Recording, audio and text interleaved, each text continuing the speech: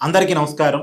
Congress party అగ్రనేత AICC అధ్యక్షులు మల్లికార్జున ఖర్గే గారు మన దేశ ప్రధాని నరేంద్ర మోడీ గారిని ఉద్దేశించి ఉగ్రవాది అంటూ మాట్లాడారు. ఇది ముమ్మాటికి తప్పు. తమిళనాడు ఎన్నికల ప్రచారంలో అన్నాడీఎంకే పార్టీని క్వశ్చన్ చేస్తూ అన్నాడీఎంకే పార్టీ ఆశయాలేంటి, సిద్ధాంతాలేంటి, వాళ్ళ లక్ష్యాలేంటి, అలాంటిది మీరు ఒక ఉగ్రవాదితో పొత్తు ఎలా పెట్టుకుంటారు అంటూ నరేంద్ర మోడీ గారిని ఉగ్రవాది అన్నారు ఖర్గే గారు. ఇది పూర్తిగా తప్పు. ఈ కామెంట్ని ఖర్గే గారు వెనక తీసుకోవాలి, జాతికి క్షమాపణ చెప్పాలి. మన దేశ ప్రధాని ఉగ్రవాదని ఎలా అంటారండి? నిజానికి మోడీ గారిని అనేక విషయాల్లో నేను కూడా వ్యతిరేకిస్తూ ఉంటా, నేను కూడా విమర్శిస్తూ ఉంటా. వ్యతిరేకించడం వేరు, విమర్శించడం వేరు, ఇలా మాట్లాడటం వేరు. వ్యతిరేకించే హక్కు, విమర్శించే హక్కు అందరికీ ఉంది, కానీ ఇలా మాట్లాడే హక్కు ఎవరికీ లేదు. నరేంద్ర మోడీ గారు దేశ ప్రధాని ఎలా అయ్యారు?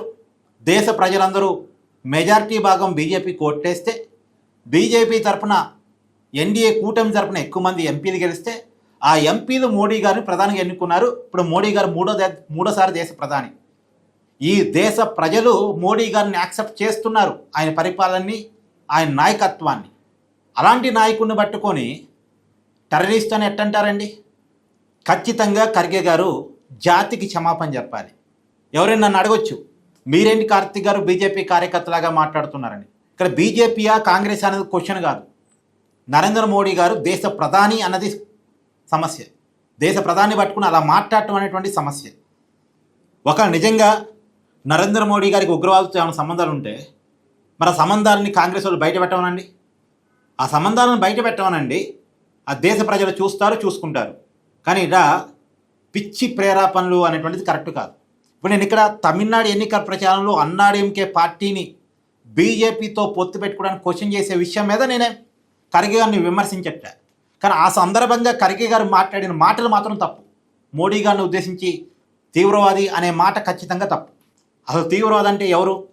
నా నిర్వచనంలో, లేదా మనం భావించేటువంటి నిర్వచనంలో మన దేశం మీద దాడులు చేసేవాళ్ళు, మన ప్రజల మధ్య విద్వేషాలు రెచ్చగొట్టేవాళ్ళు, మన ప్రజల్ని విభజించి ఆనందపడాలనుకునే వాళ్ళు, మన మీద విద్రోహ చర్యలకు పాల్పడే వాళ్ళని తీవ్రవాదులు అంటాం.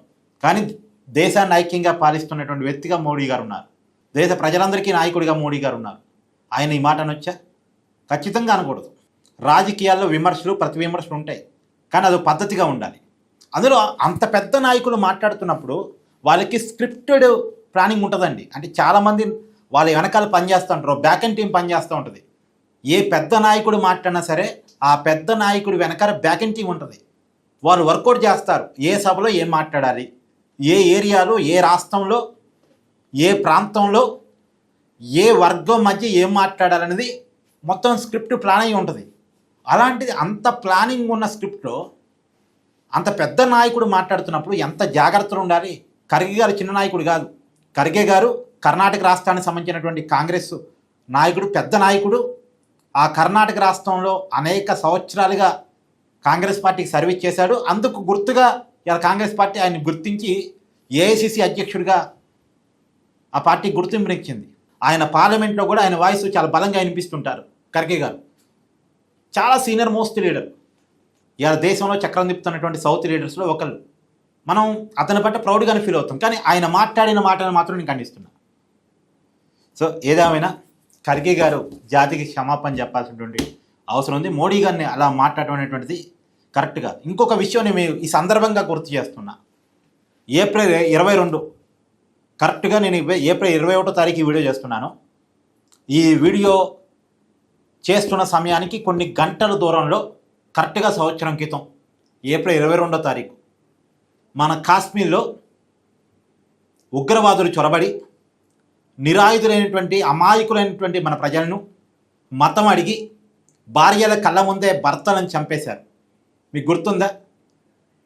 నిజానికి మనం అందరూ కూడా బాధపడే సంఘటన అది. భార్యల సింధూరాన్ని భార్యల కళ్ళ ముందే చెరిపేశారు. అది కూడా దారుణంగా ప్రైవేట్ పార్ట్స్ ఓపెన్ చేసి చెక్ చేసి మతం తెలుసుకొని అత్యంత నీచంగా, దారుణంగా తీవ్రవాదులు ఆ రోజు ప్రవర్తించారు. దానికి కౌంటర్గా మన నరేంద్ర మోడీ గారు అదే మహిళా అధికారులను, మిలిటరీ అధికారులను ముందు పెట్టి ఆపరేషన్ సింధూర్ పేరుతో, ఎందుకంటే మన మహిళల సింధూరాన్ని చెరిపేశారు కాబట్టి ఆపరేషన్ సింధూర్ అనేటువంటి పేరు పెట్టి పాకిస్తాన్లో పీఓకేలో ఉన్నటువంటి ఐ థింక్ 15 ఉగ్రవాద శిబిరాల మీద దాడులు చేసి నైటుకు నైటు దాడులు చేసి దాదాపు 100 మంది ఉగ్రవాదుల్ని అంతం చేసినటువంటి ఘనత మోడీ గారికి ఉంది. పైగా ఆ ఉగ్రవాదులకు సపోర్ట్గా పాకిస్తాన్ మన మీద యుద్ధానికి వస్తే 2 రోజుల్లో పాకిస్తాన్ని బుద్ధి చెప్పినటువంటి సంఘటన కూడా మన కళ్ళ ముందు ఉంది. అంటే ఇష్యూ టు ఇష్యూ మాట్లాడాలండి. ఏదైనా గుడ్డిగా ఒక పార్టీకి సపోర్ట్ కాదు, గుడ్డిగా ఒక మనిషికి వ్యతిరేకం కాదు. సందర్భం వచ్చినప్పుడు తప్పును తప్పనాలి, ఒప్పును ఒప్పు అనాలి.